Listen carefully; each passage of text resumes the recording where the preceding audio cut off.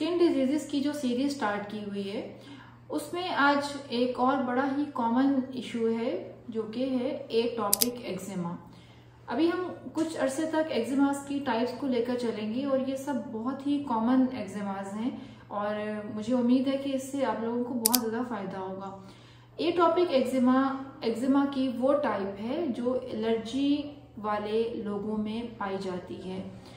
जिन बच्चों में एलर्जी की हिस्ट्री हो, जिनकी फैमिली हिस्ट्री हो, एस्थमा की हिस्ट्री हो, एलर्जिक राइनाइटिस की हिस्ट्री हो, जो कि एलर्जिक ब्रोंकाइटिस की हिस्ट्री हो, जैसे कि धुआं हुआ या कभी सर्दी हुई, बहुत शदीद गर्मी हुई और कोई स्मेल हुई, कोई परफ्यूम हो गया, उसके बाद उनको छींकें और खांसी और फ्लू स्टार्ट हो जाए, इस तरह की कोई हिस्ट्री हो पेशेंट में खुद से या उनकी फैमिली में, तो ऐसे लोगों में एक एक्जिमा की टाइप आती है जिसको के कहते हैं एटॉपिक एक्जिमा।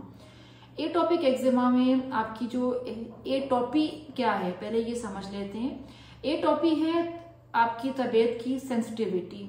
आप गर्म कमरे से ठंडे कमरे में गए, आपको छींकें शुरू हो गई। आप ठंडे कमरे से गर्म कमरे में गए, आपको छींकें शुरू हो गई। या फिर आप मौसम एकदम ठंडा हुआ तो आपकी जो है वो फ्लू और इस तरह की चीजें शुरू हो गई, स्किन पर रैशेस शुरू हो गए। या मौसम एकदम गर्म हुआ तो भी फ्लू टाइप चीजें और एलर्जिक के सिम्टम्स आना शुरू हो गए। इसको बोलते हैं हिस्ट्री ऑफ एटॉपी।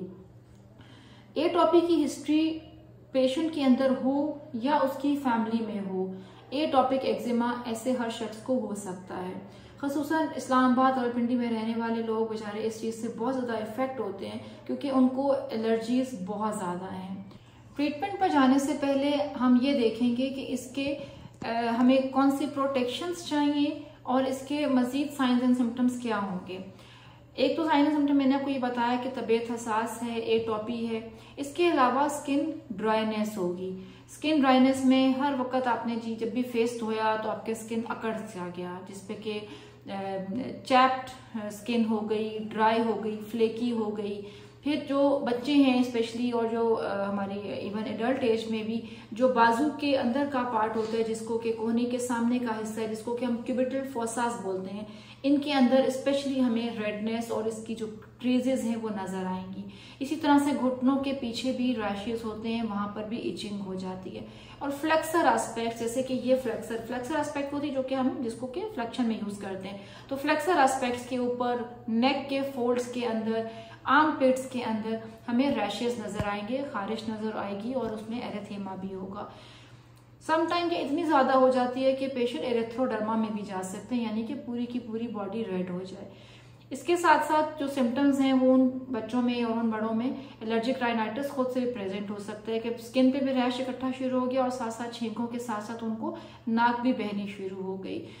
तो फिर वो patient ultimately sometime allergic bronchitis पे भी जाके फॉल कर जाते हैं। खैर, हम स्किन की तरफ ही रहेंगे। रैशेस हो गए, हिस्ट्री ऑफ एटॉपी हो गई, इससे बचना कैसे है? बचाव का तरीका ये है कि आप अपने आप को जो सडन चेंजेस ऑफ टेम्परेचर है सबसे पहले उससे बचा कर रखेंगे। नंबर 2, जहां पर डस्टी एनवायरनमेंट है वहां पर मास्क का यूज करेंगे। डस्टी एनवायरनमेंट है, पोलन्स हैं, उन जगहों पे आपने मास्क का यूज करना है। नंबर 3 ये कि आपने अपनी बॉडी की स्किन की पीएच को मेंटेन रखना है, मेडिकेटेड मॉइस्चराइजर्स के ऊपर रखना है। ऐसे मॉइस्चराइजर्स आपने यूज करते रहना है जिसके अंदर सेरामाइड्स की क्वांटिटी अच्छी हो, ताकि आपकी जो स्किन के जो सेल्स हैं, एपिडर्मल सेल्स हैं, जब वो ड्राई ना हो, जब वो ड्राई नहीं होंगे तो फिर वो फ्लेकी नहीं होंगे और वो इरिटेट नहीं करेंगे, इचिंग नहीं करेंगे।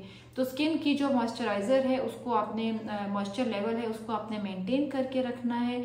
अगर इसके बावजूद भी आपको रैशेस अपीयर हो जाएं तो फिर आपने कंसल्ट करना है डर्मेटोलॉजिस्ट से। फिर वो आपको आपके एरिया के डिपेंडिंगली आपको एंटी इन्फ्लेमेटरी मेडिसिन देंगे।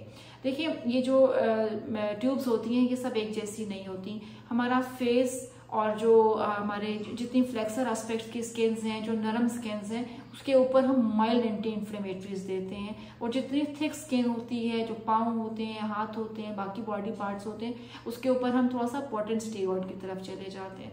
तो फिर हमने डिपेंडिंग अपॉन द एरिया और depending upon the age of the patient हम एंटी इन्फ्लेमेटरी को सिलेक्ट करते हैं कि ये वाली एंटी इन्फ्लेमेटरी इनके लिए ठीक रहेगी।